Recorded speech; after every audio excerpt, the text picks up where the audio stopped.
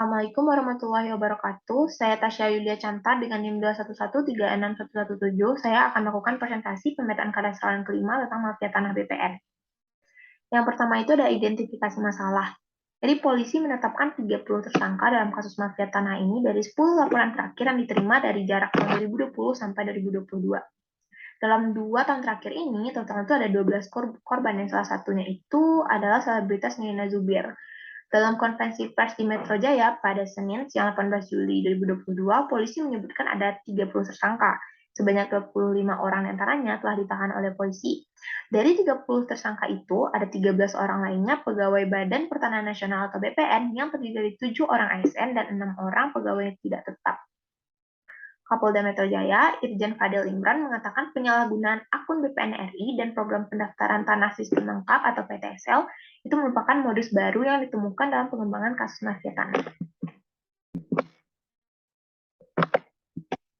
Nah, dalam kasus mafia tanah ini kan ada 12 korban dan 10 laporan dari jarak 2020 sampai 2022. Polisi juga masih mencari korban lain yang belum mengetahui bahwa haknya telah diambil oleh mafia tanah.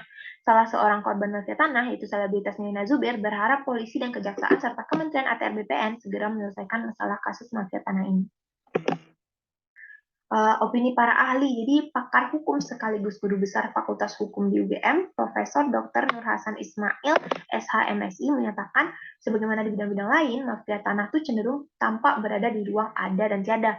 Artinya, di satu sisi jaringan kinerja organisasi mafia tanah secara faktual nyata ada dan berlangsung dengan segala perilaku-perilaku yang bertentangan dengan hukum atau melanggar hukum. Dan ini juga termasuk kerugian-kerugian yang diderita pihak lain yang menjadi korban. Di sisi lain, jaringan kinerja mereka tuh terorganisir, rapi, dan sistematis, telah mampu menyembunyikan fakta yang sebenarnya ke bawah permukaan sehingga perilaku yang tampak itu adalah sebuah kewajaran.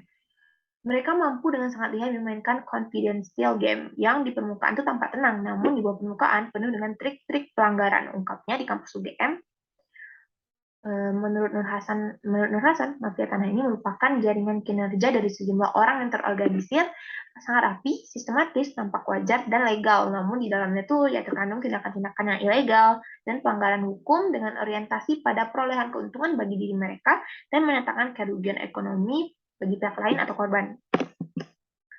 Fakta ada dan berlangsungnya mafia tanah dapat dirujuk pada data bulan Februari 2020, yaitu Kementerian ATR menengarai dan memproses 61 sengketa tanah yang melibatkan akibat dari kinerja mafia tanah ini. Dan pada kesempatan yang sama, Polda Metro Jaya mengumumkan penangkapan sejumlah orang mafia tanah sebagai tersangka.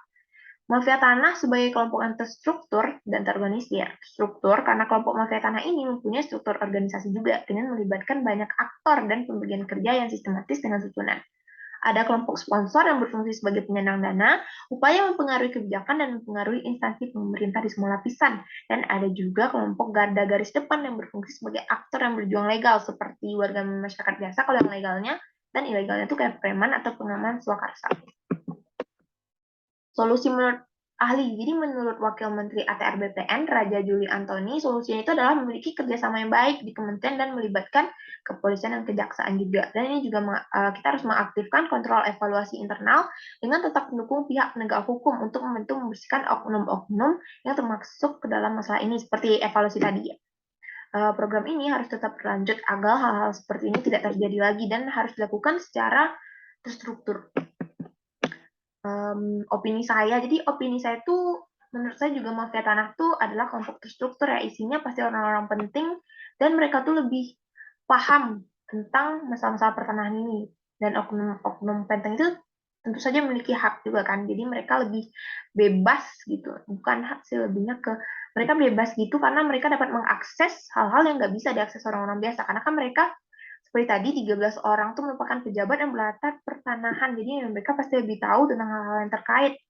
Menurut saya pembersihan ini tuh perlu dilakukan karena dengan adanya pembersihan dan evaluasi tadi, hal seperti ini tidak terjadi lagi, diharapkan. Sekian dari saya, kalau ada salah saya mohon maaf. Assalamualaikum warahmatullahi wabarakatuh.